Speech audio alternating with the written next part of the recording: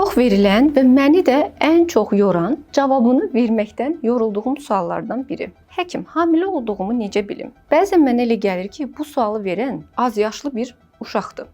Nəyə görə? Çünki düşünürəm ki, cinsel həyata başlayan, cinsel həyatı olan bir qadın, fərq etməz. Bu ailəli qadındır və yaxud da sadəcə cinsel həyatı var. Bunun sonunda bir hamiləlik baş verə biləcəyini və hamilə qaldığını necə bilmək olar? Bu sualların cavabını bilməlidir. Yəni mənim düşüncəmə görə bu sualın cavabını bilməyən bir qadın cinsel həyata da başlamamalıdır.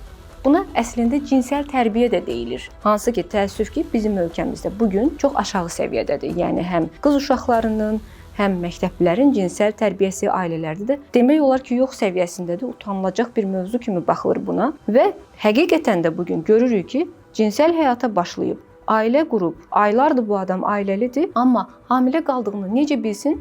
Bunu bilmir. Hamiləlik testindən xəbəri yoxdur. Apteklərdə, bütün apteklərdə satılan hamiləlik testlərindən xəbərsizdir. Yəni əgər aranızda belələri varsa, o zaman lütfən cinsel həyata da başlamayın. Öncə cinsel tərbiyələnin. Cinsel həyat nədir? Bunun sonunda nələr ola bilər? Hansı fəsadlar ola bilər? Sizi nələr gözləyir?